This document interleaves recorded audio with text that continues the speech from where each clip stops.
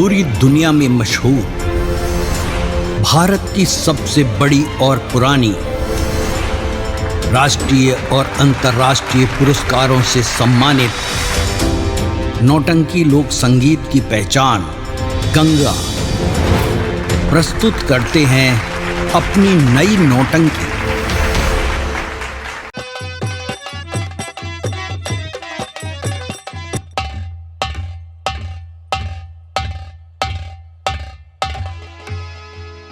पंचो जय जय राम। हम गांव के मुखिया सरपंच हैं और जौन बात हुआ तो हमारे लगे आवत है।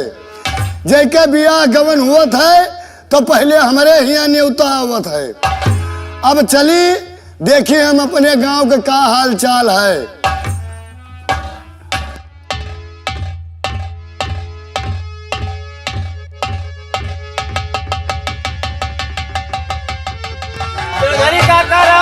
राम राम राम राम राम राम। सरपंच काका जय राम। जय जय राम जय जय राम जय जय राम।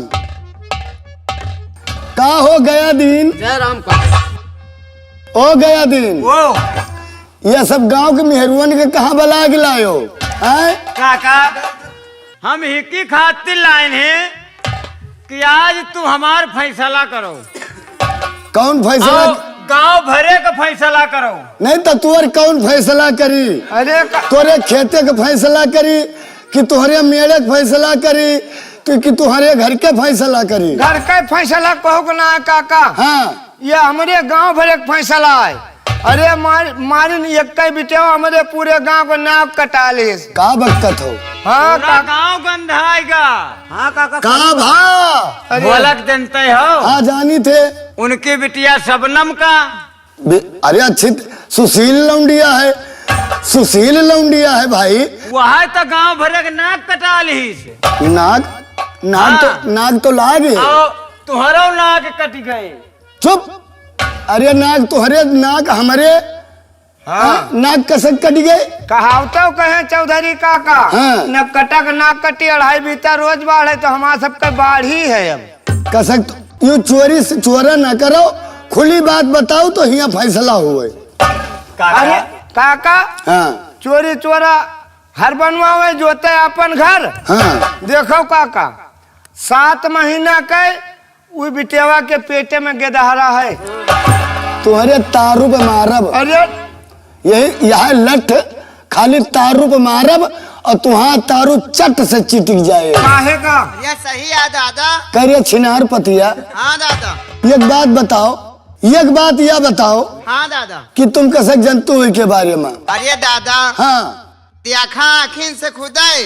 हाँ काका बिना ब्याहे के पेट में लड़का है। अच्छा एक काम करो, सब जने जाओ और सबनम का बला के लाओ।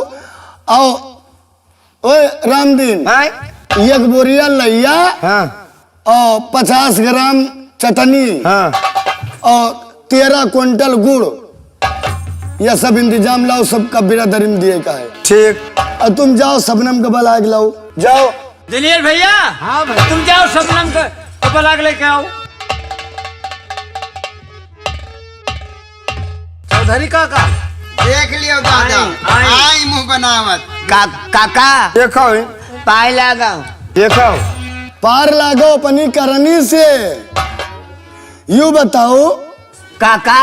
हाँ अरे दीदिया नमस्ते नमस्ते नमस्ते। काकी पाए लगाओ। खुश से रहो बिटिया। दादी पाए लगाओ। खुश रहो काका अरे इधर चौधरी से मिलो। का करी तू पाला की ओढ़ की बिछाई। यू बताओ यह कौन कमाई कहाँ से लायो है?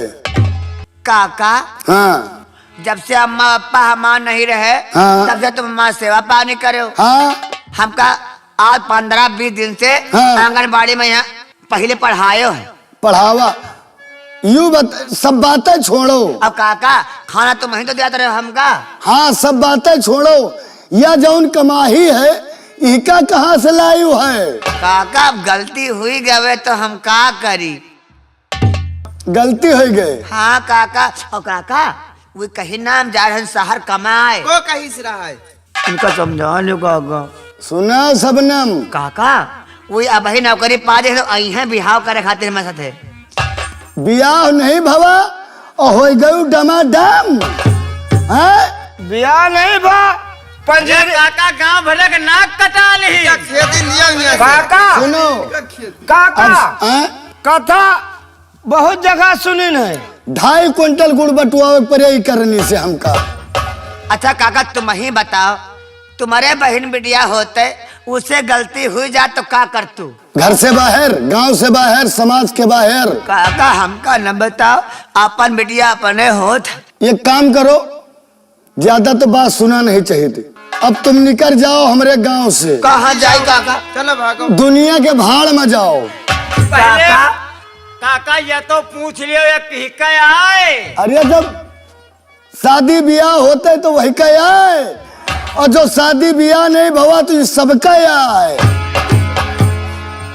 काका हम तो हार बिटिया जैसा लागित हन, जीवित ना कहा हमका। अरे हमार बिटिया छिनार, उन्हें काटे रे भाई। हमार बिटिया छिनार। अब मारब तो मारे करनी कमाई लेके दूध आप नहीं हो। समझ गए सब जने काहे लिए ही आए हैं। हाँ हम गांव चले जाए हाँ जाओ अपने गाँव से। ना, हम तुम्हारे घर में रहबा ना तुम्हारे घर में रहबा। सुन लियो। सुन लियो काका, हाँ। हम रहबा बापा घर में। यहाँ नहीं जरूर यहाँ रहन के न पई हो। मेरे गांव में तेरा नहीं है ठिकाना। चली जाओ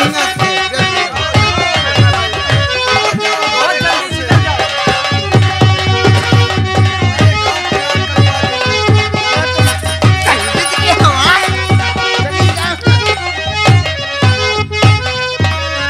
मेरे गांव में तेरा नहीं है ठिकाना, यहाँ से तुझे छोड़ के है अब जाना। चल निकल निकल निकल निकल निकल, कहाँ जाओ? निकल। मारा ही का भगाओ, मारो मारो मारो मारो मारो मारो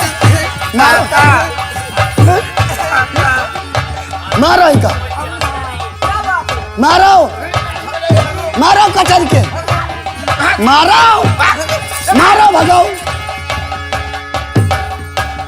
अरे दादर दादा, मार डालो कटाली। मार डालो, हमारा गुस्सा बहुत खराब है। ए रे रमदीनवा, अगर यही बीत के कोई काम करे गांव में, काम करे से पहले हमका बताइस। ठीक काका, हाँ। चाहे हमार बहन बिटिया होए, चाहे तुहार बहन बिटिया होए, चाहे जी के बहन बिटिया होए, इस दिन के कुकर्म करे तो गांव में रहने देबे। सुन छिनार पता हो ए रे रमदीनवा, सुन लियो। ये पंचायत हमका और काटे जाए कहे, कहाँ? राम प्रताप की अम्मा कहे। अच्छा अच्छा, हाँ वो कहाँ कह रहे? वो सुना सिनारा की ही नहीं। अच्छा के साथ है? आए के साथ है? हमका लागत के शौकत के साथ है। हाँ? हाँ अरे तो चौकत कहाँ रहा थे? शौकत वही है जो तुमका पहले हौकत रहे। अरे दादा सब कहू कहा तुम तो ना कहा। तुहाँ पतुआ और ये तीन के बात कहा था। पतुआ है तो इनके मुड़े पर साड़ी हुए चाहे, हाँ सही है। इन्हों का मन अलग वही है। दिन कि हैया हो। ओ काका, वो ये फैसला हमरो करेगा। तोर कौन फैसला है? हमार फैसला यूं है हाँ कि उमापुर जाना था, हाँ, वही के गांव के आगे एक गांव है, वही के आगे गांव है कंदई। कंदई। हाँ हाँ कंदई जनते हो। जाने तो गाय में एक दैया। वहाँ पिंटू के अम्मा जो है कुछ गलत कह बैठी हैं। गलत? हाँ वही कहा कि है भैया। अरे वे उनका बप्पा चले गए रहे दिल्ली। अच्छा 4 साल बाद लौटे हैं। हाँ तो और हिया उन्हों की अम्मा के कुछ हवे। वो दमादम। हाँ तो वहाँ फैसला उन्हों के समाज से बाहर करे पड़े। काका हमारा फैसला करे पड़े। तोर कौन फैसला है? हमारा फैसला हाँ। या तो पठवाए हाँ। या तो छोड़ा लिए। अरे कहाँ का फैसला है? पलिया शेर बहादुर खिया के आए। ये तरह बिया के दिन गवंदा दिन अपन नहीं रखे हैं, पठौती नहीं ना। चलो यू फैसला तुम्हारे करिया मंगर का होए। ठीक जौने दिन करियवा मंगर आए वह दिन यू फैसला करबे। ठीक है काका, और लेकिन हम फैसला करा दियो जरूर। पिंटू के अम्मा का फैसला हाँ छुतिहरी दूज का होए। लेकिन ये काम क्यों काका? हाँ राम नवाज और मोमिन मास्टर का जरूर बुला लियो। उनका कौन जरूर हमका जान पास यही दो जने पढ़ के रहे हुआ। है? हाँ यही दो जने पढ़ के रहे। चलो ठीक है, अब यह बात फाइनल करबे। पहले यह पंचायत में 2.5 क्विंटल लैया, 2.5 क्विंटल लैया, 5 क्विंटल गुड़, 5 क्विंटल गुड़, 50 ग्राम चटनी। कई काका हैं? एक बात बताओ, 2.5 क्विंटल लैया और 5 क्विंटल गुड़ और 50 ग्राम चटनी। इके मतलब गुड़ और लैया सबका बटिया, चटनी अकेले खवैया हो। चटनी हम चटते हैं। चाचा चलो तो तुमका बढ़के टोर्रा वाले नोने का चटनी देवे। चलो चलो दादा चलो चलो चलो काका। याद सताए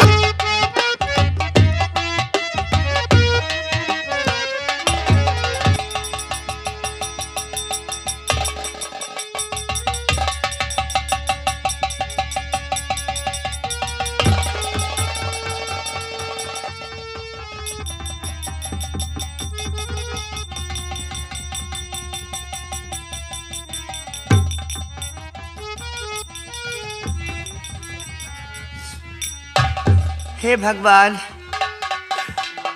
अब तो मैं ना यहाँ की रही ना वहाँ की रही।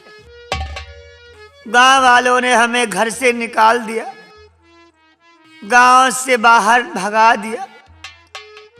सावन बाबू भी अभी तक हमारी खबर नहीं। नौकरी करने के लिए गए थे और इतने महीने गुजर गए, आज तक वापस आकर हमारी खबर नहीं।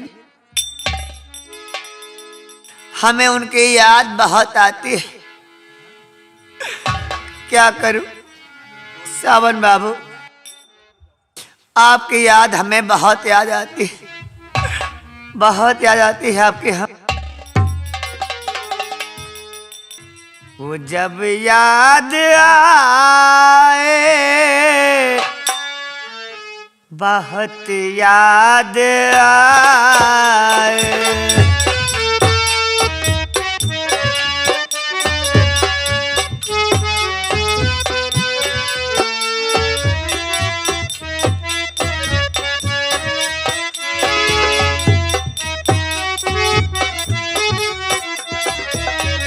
गमे जिंदगी के अंधेरे में हमने चरागे मोहब्बत जलाए बुझाए।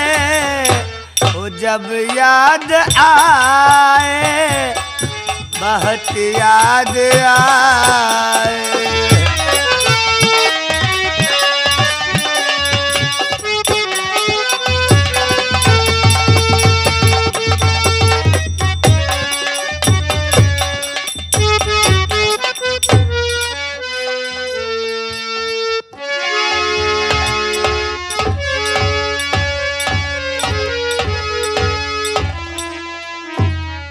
ना मालूम कि मेरी शबनम कहाँ है और मैं उसे किस तरह ये बताऊंगा कि मैं मजबूर हूं, तुमसे शादी नहीं कर सकता।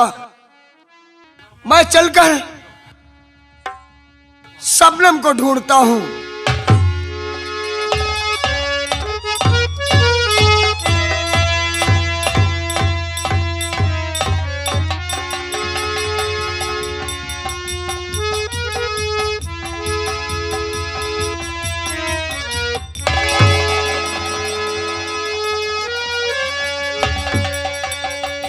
आहटे जाग उठी रात ते हंस दिए।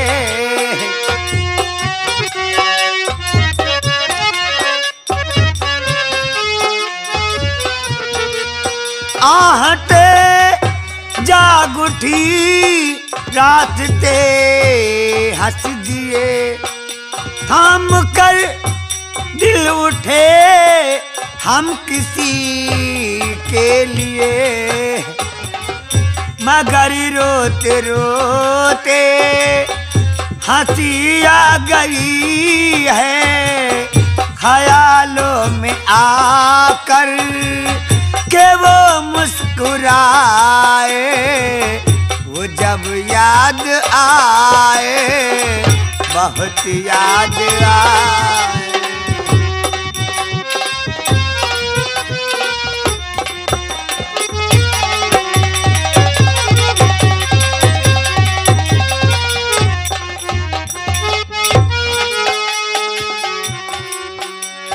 दिल सुलगने लगा, अश्क बहने लगे,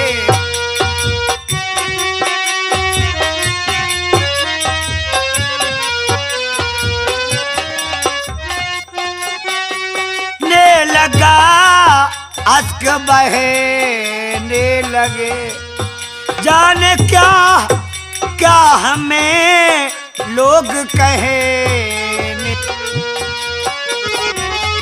कई बार ऐसा भी धोखा हुआ है, चले आ रहे हैं वो नजरें झुकाए, वो जब याद आए बहुत याद आए, वो जब याद आए।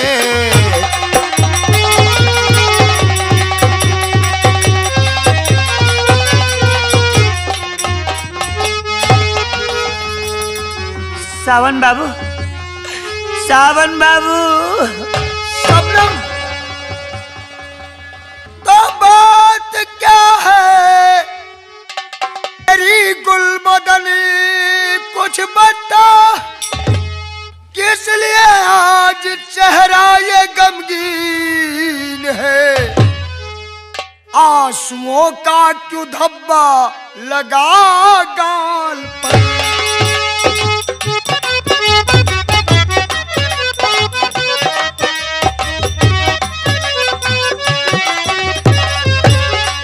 आंसुओं का क्यों धब्बा लगा गाल पर, किसने सचमुच से ली चांदनी छीन है, आंसुओं का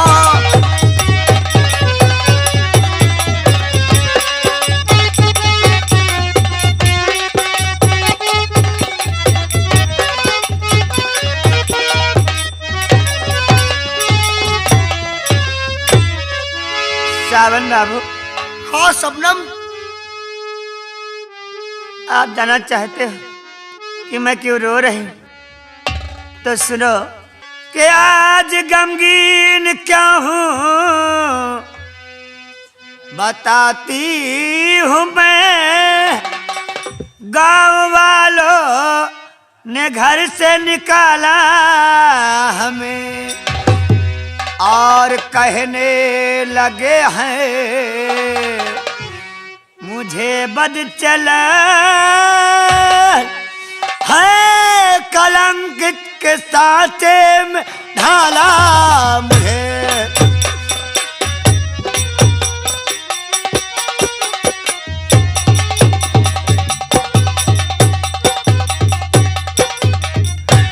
आखिर क्यों ऐसा लोग तुम्हें कहते हैं? सावन बाबू, क्या इसका कारण है दिल खुश करके सुना, बनने वाली हूँ माँ आपके लाल की। क्या बात है, उधर क्यों मुंह फेर लिए? और बनने वाली हूँ माँ आपके लाल की, आज से मुझको रखिए अरे खुले आम में, आपकी मैं बनूंगी अब हर हाल।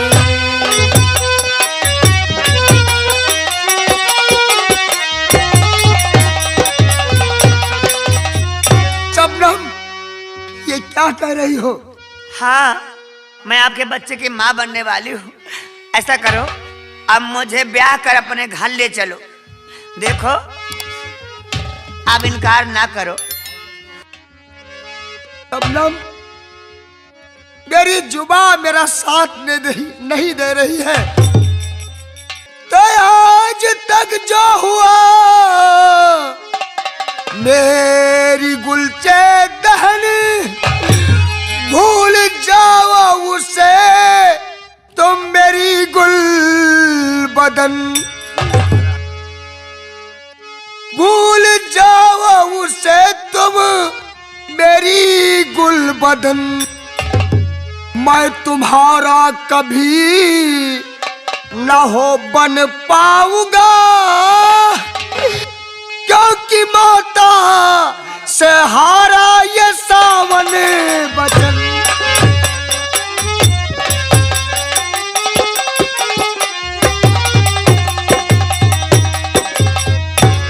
क्या आज क्या कह रहे हो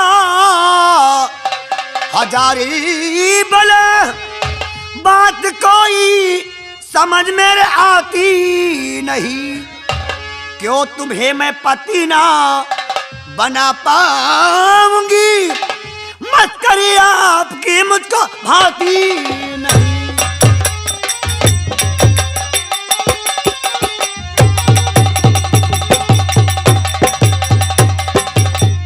ऐसा मजाक हमको अच्छा नहीं लगता और ना ही आपको शोभा देता है।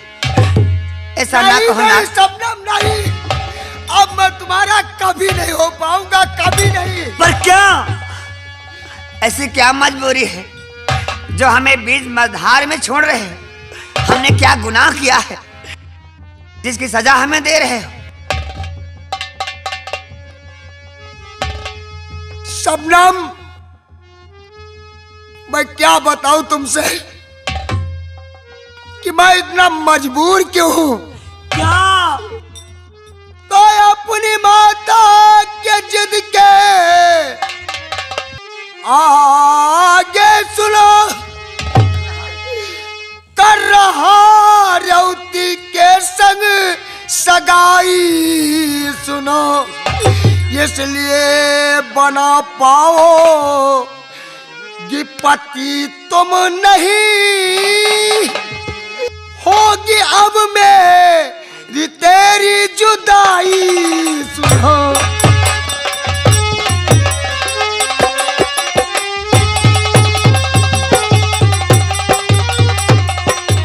हाय भगवान, क्या चल रही इस घड़ी, रेवती संग ये शादी रचागे तुम जिंदगी को हमारी।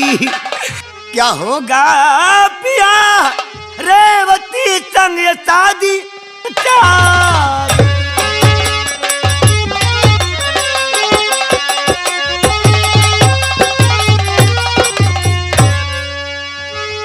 शबनम, भूल जाओ कि मुझे मेरी माँ से बढ़कर कोई चीज नहीं है। आज मैं अपनी माँ की जिद के आगे मजबूर हो गया हूँ। काश अगर मेरी माँ को कुछ हो गया तो मैं अपनी माँ कहाँ पाऊंगा। इसलिए उसके कहने से मैं अपनी शादी रेवती के साथ ही करूंगा। सावन बाबू, और भूल जाओ मुझे। मैं मानती हूँ आप जो कह रहे हैं सत्य कह रहे हैं। शायद आप नहीं जानते, औरत का दर्द एक औरत ही जानती है। आपकी माँ भी एक औरत है। मैं जब उन्हें ये बताऊंगी कि मैं आपके बेटे की माँ बनने वाली हूँ तो मेरी बात कभी नहीं टालेंगी। इसलिए मैं जा रही हूँ, आपकी माँ को समझाऊंगी और मनाऊंगी और फिर आपसे मिलूंगी।